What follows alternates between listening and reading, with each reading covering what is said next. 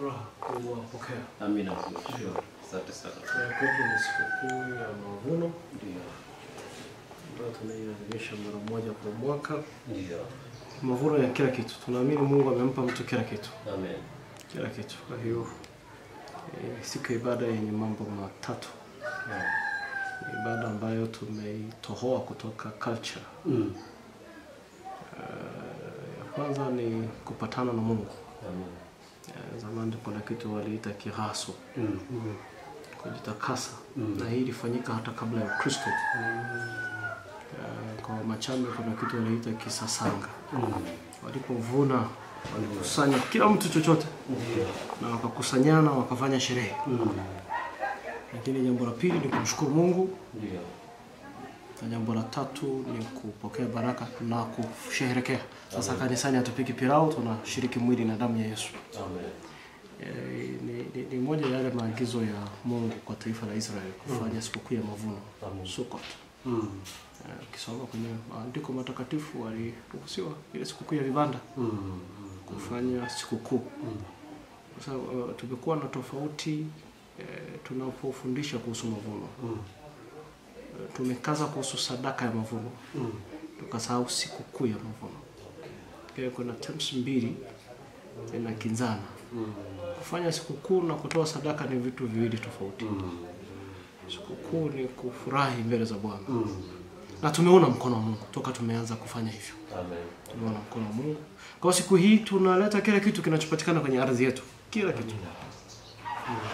Paka majani ya ng'ombe, kuni, chochote ambacho kinatoka kwenye ardhi ya kwetu kinaletwa leo. Ukitizama kwenye shirika zetu nyingi tumekuwa na desturi ya kutoa mavuno kulingana na msimu. Labda wakati wa mahindi tunasema sasa ni saa ya mavuno ya mahindi. Ndizi ile hatufanyi sikukuu. Na mara nyingi tunafanya vile tukiogopa kwamba tukiwasubiri watu wamalize shughuli za mashambani vile vilivyotangulia kuvunwa labda havitakuja. Which is very wrong perspective. Kwa maana kwamba kwenye kuwarudisha watu kusubiri. Unajua sisi kila Jumapili ya kwanza au ya pili ya mwezi wa 11 ni mavuno. Na hata kama umevuna mwezi wa 4, jifunze kuwa na mentality ya kusave. Si tu kusave kwa ajili ya sadaka. Inamtengenezea mtu practice ya kutunza kitu. Hata kama kitokee nini asikitumie. Kama ni sadaka yangu kwa Bwana, nimevuna kahawa mwezi wa 4, nitaiserve mpaka mwezi wa 11. Kwa hiyo inatengeneza discipline spiritually lakini kwenye maisha yako. Kwa sisi tunavuna mahindi alafu baadaye leo ndo tunaleta kila kitu na kufanya ibada. Amen. Sawa kabisa. Kwa mmefanya sherehe ya mavuno. Leo ndo sherehe ya mavuno. Kama wakati wa sherehe za vibanda. Ndio. Ndio ni sikukuu. Na mtawa kule chini wana Leo hapa ibada ni mmoja. Okay. Wote tuko. Amen. Wote tuko. Na kwa uwakilishi hata diasporas wanakuja. Maana sisi tunaamini sadaka baraka zinafungwa kwenye mahali vitovu vyetu vilipo. Kwa tumeispray hata diasporas wanapeleka shukrani ya mavuno leo. Wale wanaoshindwa wanatoa tarehe 25 Disemba. Hii hatuachi mtu kama ilivyoandikwa. Kwenye kumbukumbu 16:16. Kama watu wote, wanaume wote watokee mbele za Bwana. Sasa imeattract sasa hivi naona hata Waislamu, eneo letu lina Waislamu. Wanakuja leo. Leo huwa wanakuja wakiamini kwenye madhabahu ya Kikristo kuna baraka. Kwa wengine tumepokea sadaka zao. Ndio. They have that. Hiyo feeling iko kwao kabisa. Wanajua kabisa ile sikukuu ile Bwana ikifanyika, Mungu wao akijibu anagusa na mashamba yetu. Akijibu Mungu wao na sisi tunapokea. Kwa hiyo inaendelea kukita mizizi. Sio tu kwa jamii ya waamini wa Kristo na hata wengine. Na mwaka jana mliweza kutoa kiasi gani? Mwaka jana jumla ya mavuno yote. Ndio. Ukauza ndizi, ukauza mifugo na mahindi. Tukapata milioni 38. Milioni 38 kwa siku moja. Siku hiyo. Na tunachofanya yani leo mimi kabla ya sikukuu ya mavuno wazee wanakuwa wamepita. Yaani Wakristo wanakuwa na fomu maalum za mavuno. Kwa hiyo wazee na wateteri watapita kuwakumbusha. Leo wiki moja kabla ya sikukuu kama leo tunakuwa tuna picha. Tuna mavuno kiasi gani. Maana kila mzee ataleta ripoti kwenye mtaa wangu nina ndizi mikungu fulani nina na jana Jumamosi ni siku ya kukusanya. Kwa jana kutwa nzima wazee na wateteri walikuwa mtaani wakikata ndizi wakikusanya na tunayakusanya kwa kutumia vyombo vya washirika. Kwa sehemu kubwa imeletwa jana isipokuwa sasa vile vichache ambavyo wanakuja nao kama maziwa na mifugo. Hiyo wanakuja nayo leo asubuhi. Kwa hiyo kabla ya ibada ya leo ukiniuliza wiki moja nina picha ya nini kinaenda kutokea.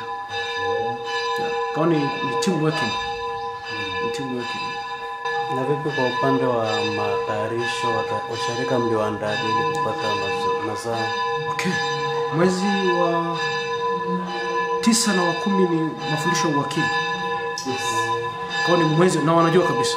Tunatembea kwenye series ya mafundisho yanayohusu mavuno. Kurudi kupiga hesabu. Kuona baraka za Mungu. Kwa hiyo tunakuwa na series ya karibu wiki 8 ya kufundisha na kukumbushana.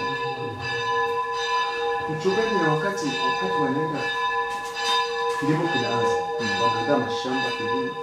Kuna wale wenye asili ya kuja kupata baraka mbegu zao, kuombewa mbegu. Wao wanakuja naombewa mbegu zao, ndio zaenda mashambani. Mahususi leo. Leo sisi ndio tunamaliza kile kitu. Kwa sehemu kubwa. Sasa na neno la Mungu. Kisha rudi kija mbele za Bwana kimshukuru. Tunaomba kwa ajili ya msimu ujao. Na ndio maana leo tuna maombi maalum. Tumeandaa kabisa maombi maalum ya tunaombea mchicha, tunaombea kila kitu, tunaombea nini. Maana kwa mfano kwenye Kumbukumbu la Torati sura ya 11 amesema ukishika maagizo yangu nitawapa mvua ya vuli na mvua ya masika. Nitawapa mbegu zenu na nafaka zenu na mafuta na nitawapa na nyasi za ng'ombe. Na mara nyingi tumeendelea kuona sasa sijui huwa tunapanga kulingana na majira, lakini Jumamosi tunapokusanya mavuno huwa mvua inanyesha hata kama ni manyunyu kama ambavyo mnayaona hapo. Tulimaliza jana saa 1 kukusanya ikapita manyunyu.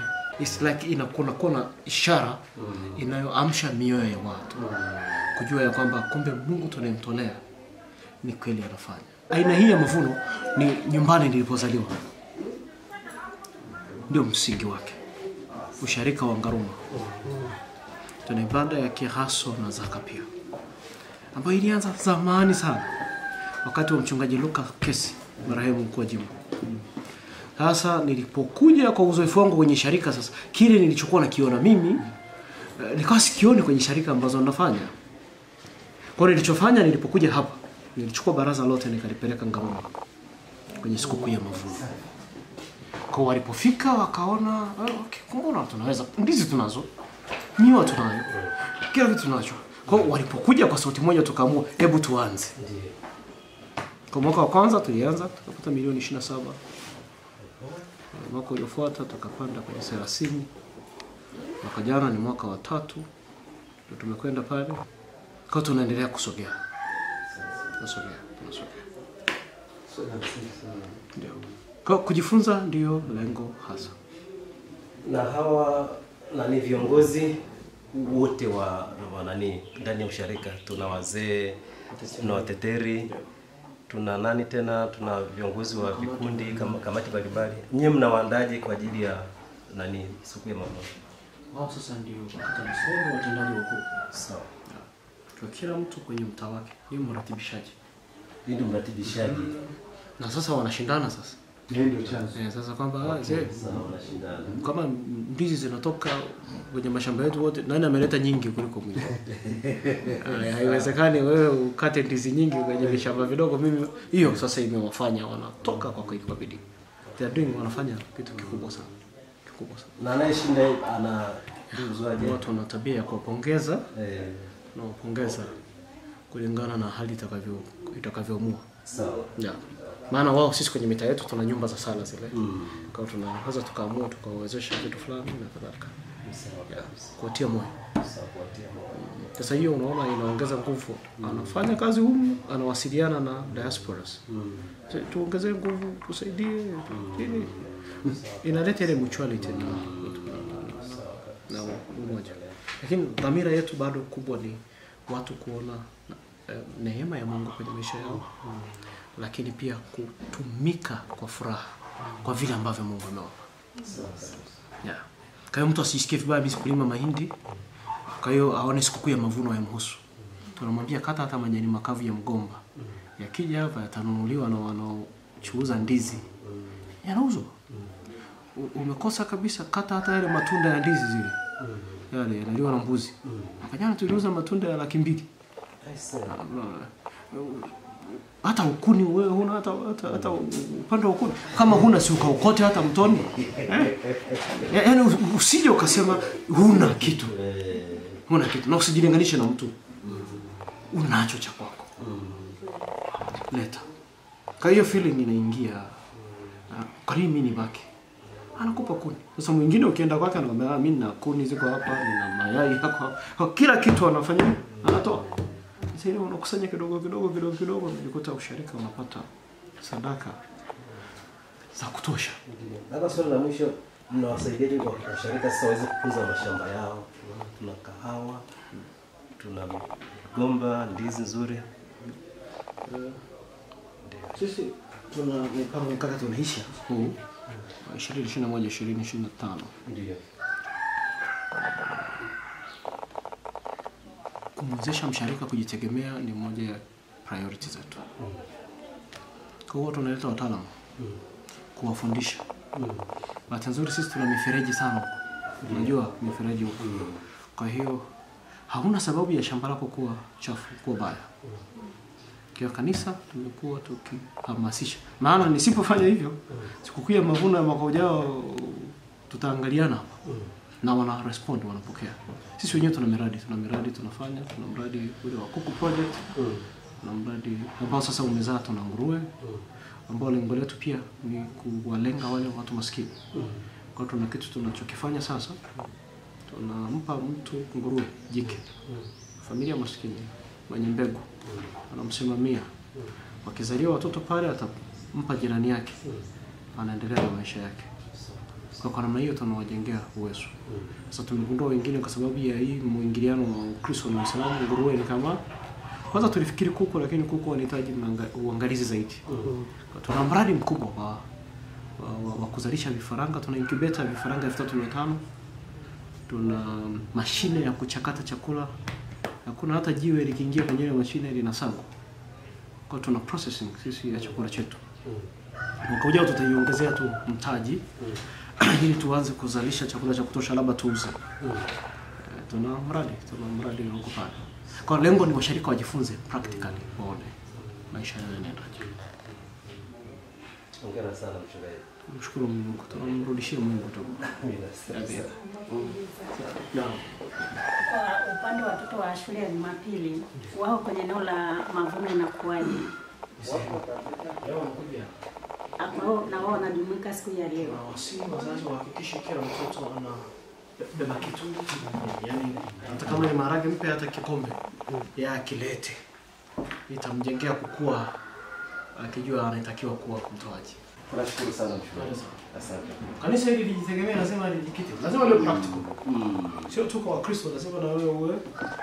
Maana hata shamba la usharika lazima lifanane. Ili waambie washirika tunzeni mashamba yao. Kata tunamuomba Mungu atusaidie na tunajaribu kufanya hivyo. Yeah. Mnashamba kwa la usharika. Tuna mashamba madogo, sio makubwa sana lakini yanazalisha. Lakini madogo ni kuzalisha. Yanazalisha sana. Yeah. Shamba kwa mfano moja, tuna mashamba kama 3. Lakini ni tu kwa mfano moja kwa mwaka linazalisha zaidi ya milioni 2, milioni 3. Ndizi tu. Asante.